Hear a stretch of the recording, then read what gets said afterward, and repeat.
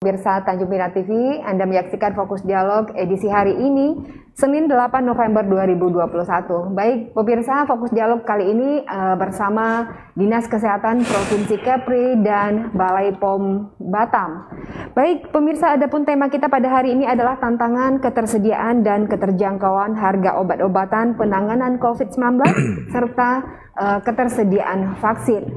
Nah, baik pemirsa, untuk membicarakan tema tersebut telah hadir di studio narasumber kami dan juga hadir narasumber secara virtual. Dan kita akan sapa terlebih dahulu narasumber pertama, yaitu Bapak Muhammad Bisri selaku Kepala Dinas Kesehatan Provinsi Kepulauan Riau. Baik, kita sapa terlebih dahulu. Selamat siang, Assalamualaikum Pak Bisri. Waalaikumsalam. Selamat siang, selamat sejahtera selalu untuk kita semua ya. Baik, pemirsa. Para pemirsa di rumah.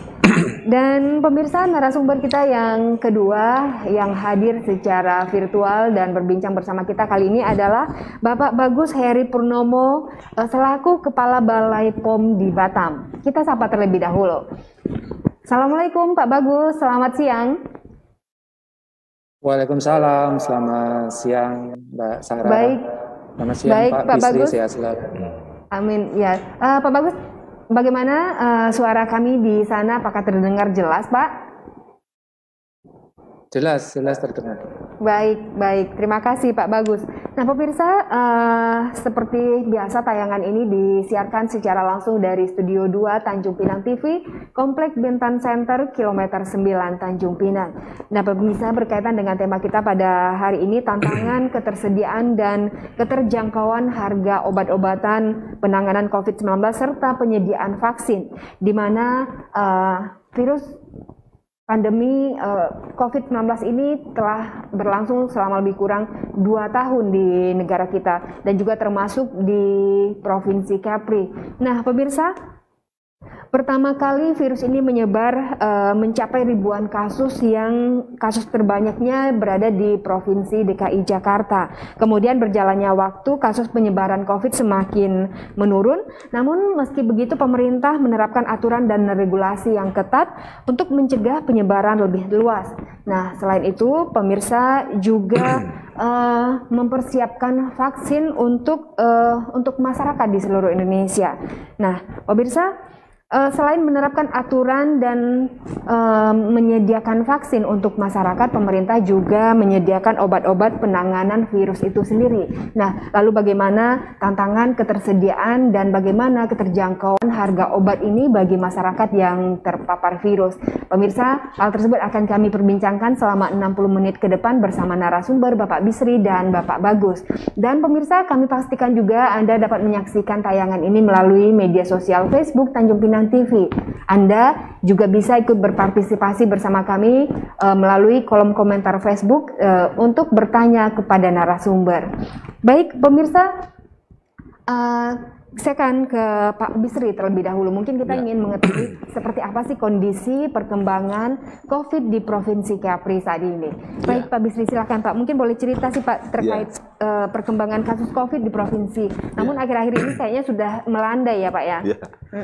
Jadi memang ini jadi pertanyaan. Jadi masyarakat kita kadang-kadang itu masih antara percaya dan khawatir gitu ya. Karena sekarang kan kondisinya beberapa wilayah provinsi lain ada kenaikan.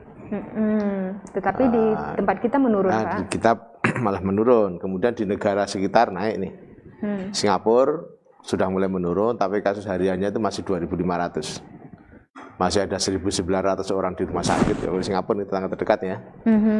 Dan masih ada bornya itu masih 69,9%. Itu Singapura. Sedangkan Kepri sendiri sudah 0,08% positif rate kita ini ya. Bor kita juga 1,15% ya. Jadi sangat rendah, malah makin menurun. Semalam tanggal 6 itu malah tidak ada kasus. Masih udah kosong. Jadi dalam seminggu terakhir kita sering ngalami sehari itu tidak dilaporkan adanya penambahan kasus positif ya. Seperti ketahui, kita Kepri lagi menggencarkan screening kita ini ya, dengan antigen. Jadi nggak hanya PCR ya. itu semua dilaporkan, dan ketika ada kesehatan positif akan langsung terbaca dalam sistem. Nah, kemudian ditindaklanjutin. Jadi kita memang melakukan upaya ketat ini sejak kira-kira kasus kita naik bulan Juli itu, kita putuskan pakai antigen. Memang kasus jadi naik banyak, karena kan antigen ini cepat pemeriksaannya. Kasusnya naik, tapi tidak apa-apa, berarti memang kebijakan kita ya, naik kasus banyak, sehingga kita tahu besar masalahnya. Besar masalahnya kita tahu, kemudian sekarang ditangani pelan-pelan menjadi turun. Nah sekarang nggak hanya melandai, namanya flat sekarang nih ya. Flat, dan kasus aktif kita pun tinggal 24. 24 kasus ya, itu dengan yang positif ya Pak ya? Yang ya sekarang masih aktif. Oh, yang jadi aktif, masih aktif. Nanti kan setiap hari akan selalu ada yang sembuh nih. Nah sembuh, kalau tidak ada penambahan ya lama-lama yang aktif ini habis. Tapi lepas dari itu berarti kalau ditanya apakah masih ada COVID di Kepri, masih ada. Masih ya Pak ya. Yang masih ada, dan itu bukan kecil. Dulu awal kasus muncul kan cuma 1-2. Nah, sekarang masih 24 ya, berarti masalahnya masih serius. Masalah penanganan COVID ini. Jadi masyarakat yang kemarin kalau saya ditanya, ini bagaimana Pak perkembangan? Yang jelas sekarang kita masih dalam situasi pandemi, masih perlu penanganan serius. Walaupun kita sekarang untuk level 1. Tapi level 1-nya sekarang ini beda dengan awal dulu COVID. Ya level 1 kita ini kalau dihitung dengan perbandingan awal muncul COVID itu kita udah 4 kalinya.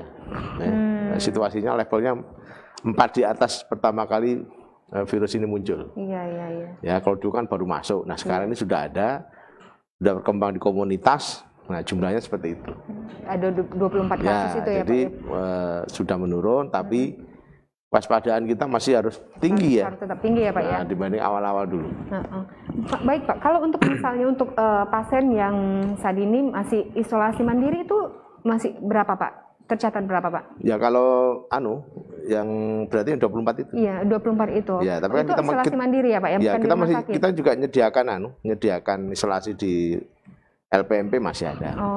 Jadi kalau petugas menganggap di rumah itu tidak mungkin isolasi mandiri, akan ditaruh di sana. Ya mau dari Pinang, dari Bintan, ya Batam juga masih menyediakan ya.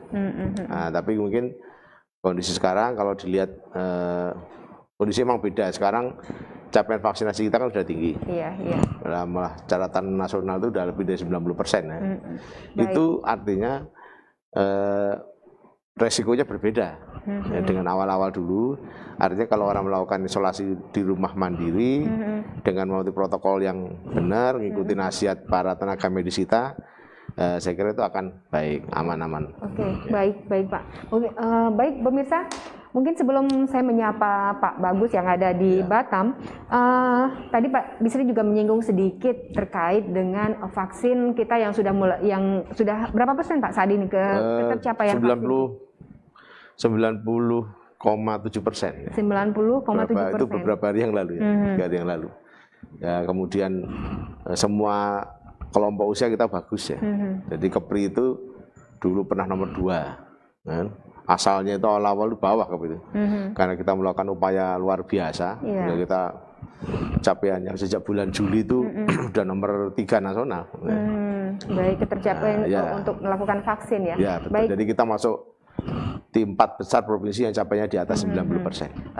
Langkah yang baik ya Pak ya. Ya, kalau lain. COVID ini. Kalau yang lain kan maksimal masih 60. Iya, baik Pak Bisri.